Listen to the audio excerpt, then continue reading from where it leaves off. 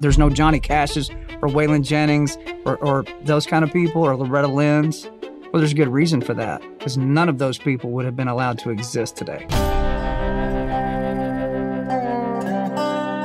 John Rich is firing back after past comments made in that interview led to backlash on social media. It was in that September 2022 conversation with PragerU, in a video that now has over 3.5 million views, called John Rich, How Wokeness Killed Country Music.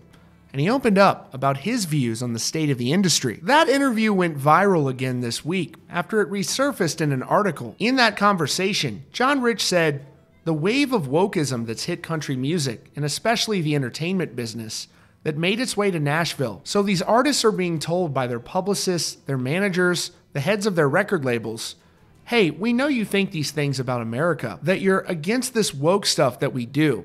They don't call themselves woke, of course, but we know you're not for that. But hey, don't even think about putting out a post that pushes against that. Don't say XYZ on your microphone on stage.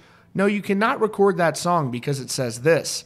And they completely just control artists. And the artist only has two choices. Do they want to go have a career? It's been their dream. Do they play the game, go forward, and just don't step on these landmines? Or do they go out and hit the tripwires and light the place up and lose their record deal and not get invited to the award show? And radio won't play them, but basically erase their career. That's what they're faced with. Is there freedom in art in Nashville? Total freedom? Absolutely not. His comments are similar to those made by Jason Aldean and his wife Brittany earlier this year on the Try That in a Small Town podcast. Brittany said, "No one really speaks, even though they feel it behind the scenes. No one says anything. On the conservative side, in the country music world in particular. Country music, the conservatives, which is a majority of people, don't say anything." Adding, "It's so funny when we go to an event or an award show or whatever, when we're invited, it's funny the people that come up to you and they're patting you on the back like, man, we love what y'all are doing. Keep it up. Wish we could." It's like, you can, but you don't. Though Jason said he understands why. He said, "We don't expect people to like the way we speak and the things we think. If we voice our opinion on something, it's our opinion. I don't expect anybody to jump on the bandwagon." And later in that John Rich conversation with PragerU, he says that Johnny Cash and Waylon Jennings wouldn't be allowed to exist today. He said, "If you're wondering why it seems like people are pulling back and not giving you the full deal, there's no Johnny Cashes or Waylon Jennings or Loretta Lynn's. There's a good reason for that.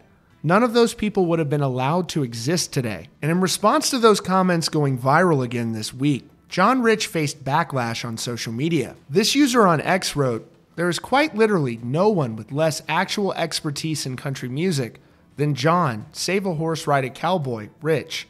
Johnny Cash wrote an entire album against the U.S. treatment of Native people. Waylon Jennings sang about prison abolition.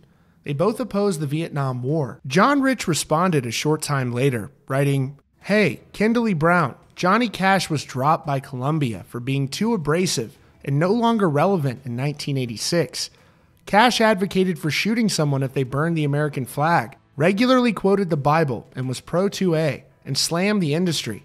Do your homework before you post. K? K."